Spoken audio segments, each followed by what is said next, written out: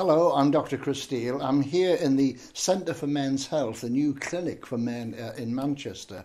And with me is Dr. Malcolm Carruthers, who is an expert in testosterone problems in men. So could you tell me about that, Malcolm? Well, the main reason that we're opening this new centre here is because testosterone problems in men are so poorly dealt with. Only 1% of the men that could benefit from treatment actually get it, and it's very rarely available under the NHS, unfortunately, and even that small amount that is available is being cut back. So it's a pretty serious situation when you consider the seriousness of the testosterone deficient syndrome, both in relation to how the patients feel and also to the illnesses that testosterone deficiency can contribute to. Can you tell us about the symptoms, the sort of classic common symptoms that men would have if their testosterone levels are dropping? Typically, the man runs out of steam, runs out of energy and drive, runs out of libido, and gets potency problems, particularly losing early morning erections, and also brain fog and extreme irritability, which can be very unpleasant indeed within the family and at work. And so he's not coping at all. And the typically symptoms which are similar to the female menopause symptoms as near as a man can manage. Mm-hmm. Yeah, and that's interesting. I mean, I'm a GP, I've been a GP a long time, and I remember when HRT for women was coming along, and we didn't accept it. You know, this is ridiculous. You can't give women estrogen, you know. And of course now, you know, it's accepted by everyone. And I think, you know, I know you've worked in this area for a long, long time. You've been treating patients, what, since 1988? Yes, yes. Yeah, I think you're a man before your time. But no, the situation is that we are talking about almost like a male menopause. I know you don't like that term, but it does help the public to understand what you're treating. Symptoms are so similar that we call it male menopause or andropause so that people can identify with the condition. But it really is a very common and serious condition. We've just done a study of 10,000 men on the internet, and we've found that 80 of those who responded actually had moderate or severe symptoms. 80%? Yes, yeah. Typical of testosterone deficiency. So there's a huge amount of it out there, and it's just not being recognised.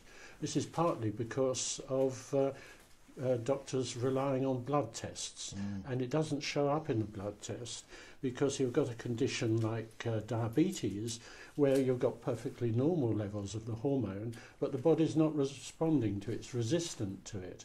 And this is the new factor that I'm emphasising in why the condition isn't being diagnosed and treated.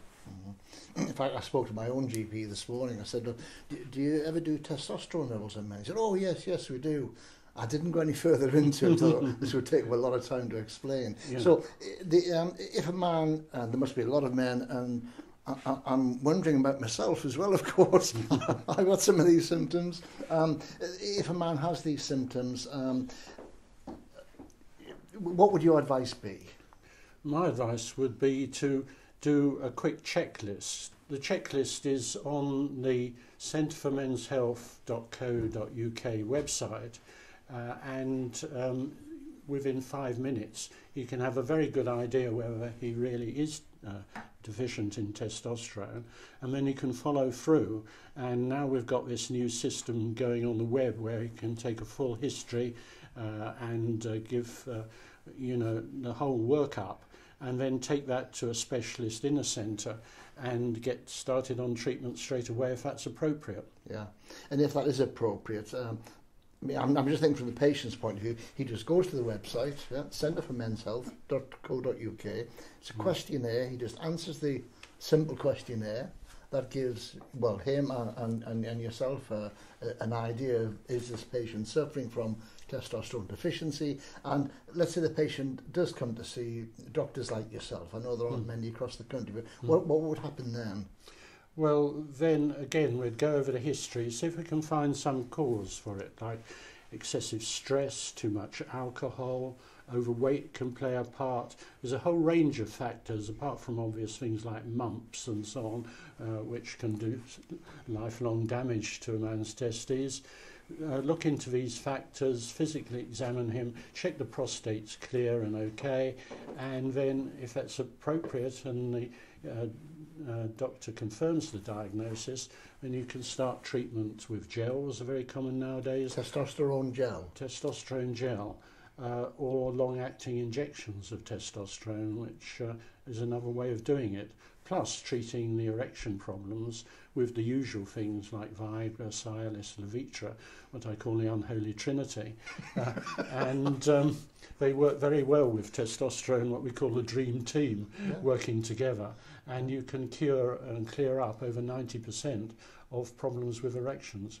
Yeah, people think that if they're taking Viagra or the other Viagra type of tablets for their erection problems, that's going to give them an increase in their libido. Well, there may be a psychological boost, but when taking testosterone, you're getting a true increase in your sexual drive, and then you've got the effect of the Viagra type tablets on your apparatus, basically. Yes, that's what does it, the extra libido.